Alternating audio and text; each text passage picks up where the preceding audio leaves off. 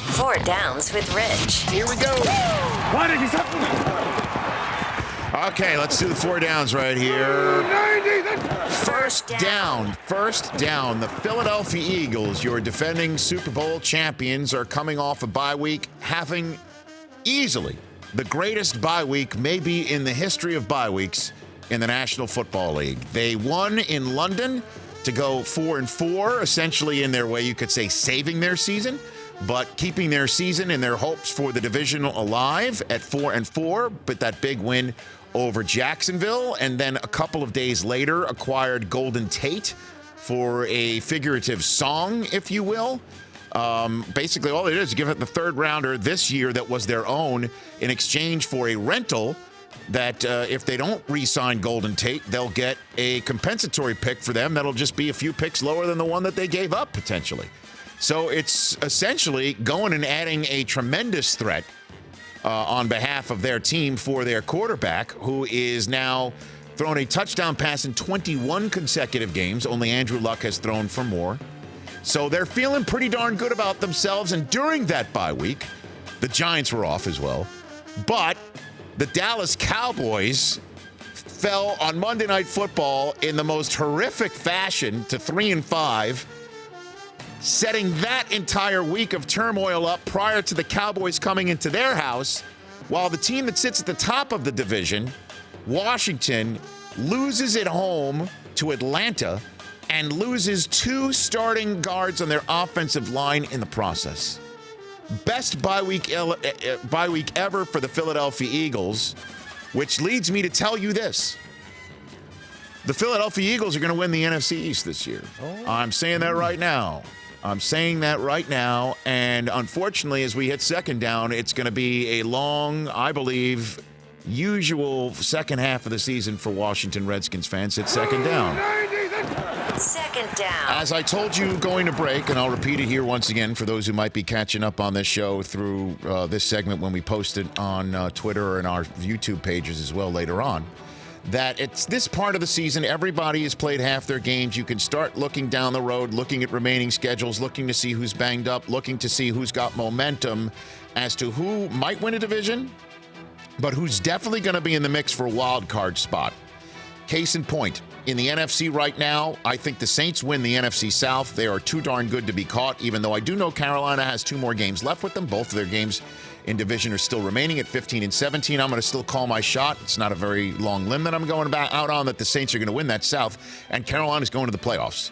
They're going to be that 5 seed going into the playoffs and visiting maybe the Eagles, potentially, the winner of the NFC North. They could be visiting the Vikings or even the Bears.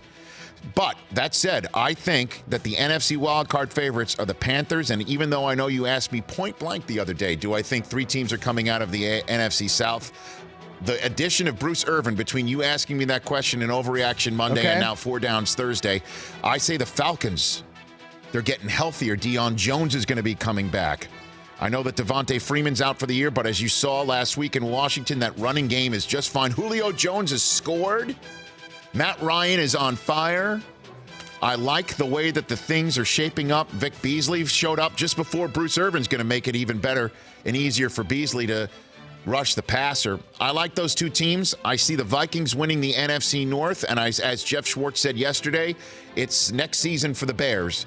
And I think the Eagles win the division in the East, and Washington's too banged up to try and finish up and play above 500. And 8-8, I don't think makes the playoffs as a wild card in the NFC. And I don't even think potentially 9-7 is what Atlanta might be too.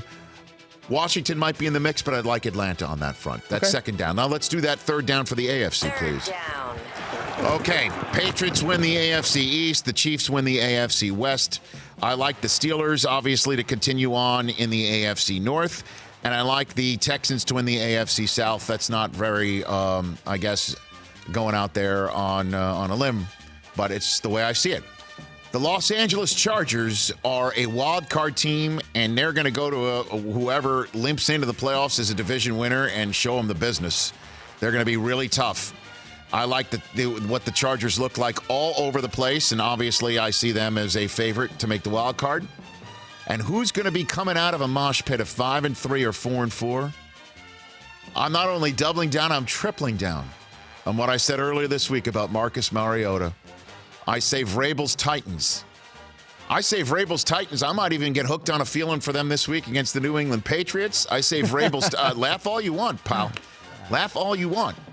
But I like the way that they play defense. That's a top 5 defense. It's the number 1 passing defense in the NFL, and Brady usually likes tearing those guys apart. But that defense is no joke. Dion Lewis is running the ball well. Let's see what some of their receivers are able to do. They've got some top-notch offensive linemen, as you all know, trying to protecting Marcus Mariota. I look at the Dolphins at 5-4. It's Brock Vember after Brocktober, where I assume Tannehill's coming back. Not this week. Not this week. And I just, with the Bengals and A.J. Green banged up, I don't see anything from the Ravens right now that makes me believe. The Jaguars do get Fournette back this week, but they're going to have to win a ton of games with Bortles and Fournette and try and get back to last year's status, lickety-split, and the Titans already have a win over them in Jacksonville. I don't like their chances. I like the Tennessee Titans. And let's just play this out a little bit more, since I know my Titans friends and I are lockstep these days. You look at the Tennessee Titans schedule from here on out. They're at Indianapolis. They've got a Monday night football game at Houston that'll be big. Home for the Jets. Thursday night short week. Jacksonville returns to play the Titans. They're at the Giants. Home for Washington. Home for Indianapolis. Do you feel me now over there, Chris Brockman? On the Tennessee Titans? No. Oh, gosh, you still don't? Okay. That's my third down. Now here's my fourth down. Fourth down. Hot take blank time. All right, my favorite part of the day. All right, my fourth down. I'm going for it. How hot is this? You want to, throw a temperature out there? I think it's as hot as last week where I said Greg Williams is so crazy he's going to win half his games remaining for the Cleveland Browns. That was a little nuts. Okay, that was a little bit sizzling. That was pretty hot from our old Sizzle Fizzle days here on the show right there. Nick Mullens. Okay. Nick Mullens. San Francisco 49ers starting quarterback. What a great game he had against the Oakland Raiders. Great game. And now he's got the Giants on Monday night. He's got the Giants on Monday Night Football. National spotlight. And then a bye week after that to try and get a little bit more coached up from one of the best offensive coaches in the league, right? See where you're going here. Nick Mullens is going to start the rest of the season. I think we assume that if he stays healthy, okay? Put it at the topic bar. I want to see it and say it too. Nick Mullens will finish the year with more wins for the Niners than Garoppolo finished with last year. All right, hold on. Garoppolo finished with 5 wins 5-0. He was 5-0. Nick Mullens, after Monday night, I think is already going to be 2 wins in. Okay. After the bye week, Mullens is at Tampa. Then he's got a Sunday night game that they'll no doubt flex out of in Week 13 on Sunday Night Football, unless it's Mullens mania. At Seattle. At Seattle, I get it. That's a loss. Then home for Denver, home for Seattle, home for Chicago. 3 home games in a row for Nick Mullens. 3 of them. Yeah, but 3 good teams. Okay. I think that he wins at least 2 of those 3. And I think he wins at Tampa. And I think he's going to have a shot. Well, the Rams are going to be resting guys in Week 17? Oh, yeah. Yep. Nick Mullens is going to finish with more wins than Garoppolo finished with for the Niners last year. I believe in Nick Mullens. That's my fourth down. How hot was that? It's pretty hot. The Rich Eisen Show, weekdays at noon Eastern on Audience.